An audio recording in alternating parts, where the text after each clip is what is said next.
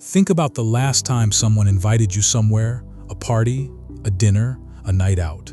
And think about how part of you, maybe a big part, quietly hoped they would cancel. If that sounds familiar, you are not lazy, you are not antisocial, and you are definitely not broken.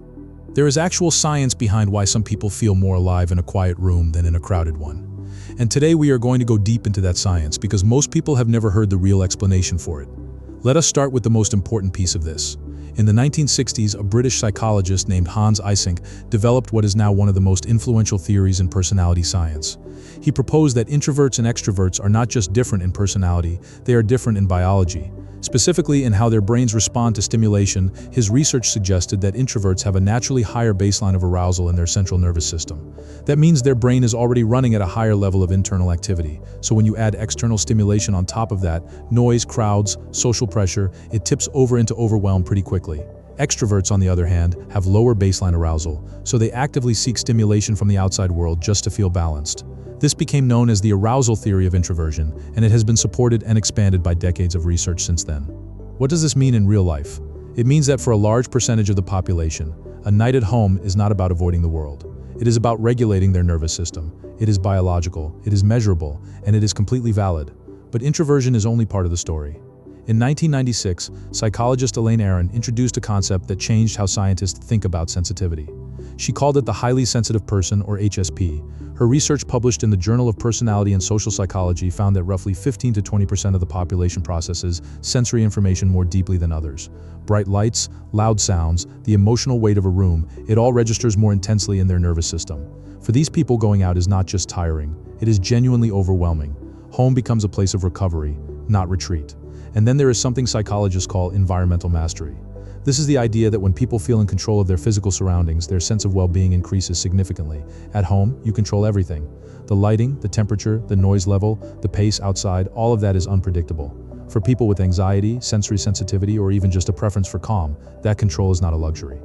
Research by Carol Ruff at the University of Wisconsin-Madison included environmental mastery as one of the 6 core dimensions of psychological well-being. That is how fundamental it is. Now here's the part that might surprise you. Solitude is not just comfortable for some people, it is where they actually do their best thinking. A 2019 study published in the Personality and Social Psychology Bulletin by researcher Thuy-Vinh Nguyen and her colleagues at Durham University found that solitude, being alone by choice, was consistently associated with greater calm, lower emotional reactivity, and higher creative thinking.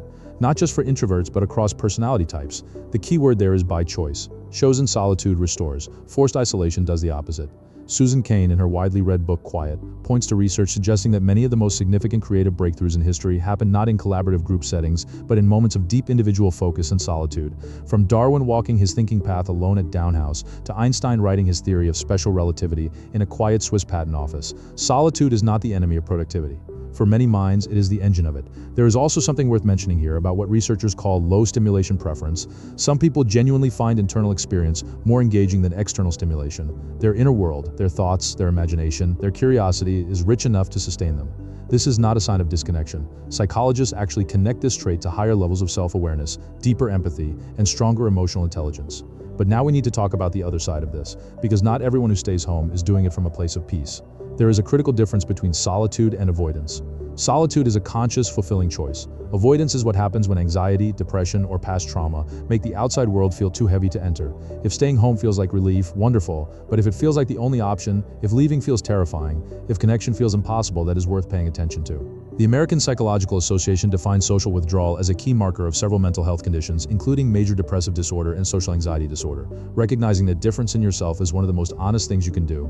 The beautiful thing about people who genuinely love solitude is that they are not missing out on joy. They have simply located it somewhere different. In small rituals, in the first cup of coffee before the world wakes up, in finishing a book in one sitting, in the kind of thinking you can only do when no one is talking. Psychologists refer to this as finding meaning in ordinary moments, and research consistently shows it is one of the strongest predictors of long-term life satisfaction.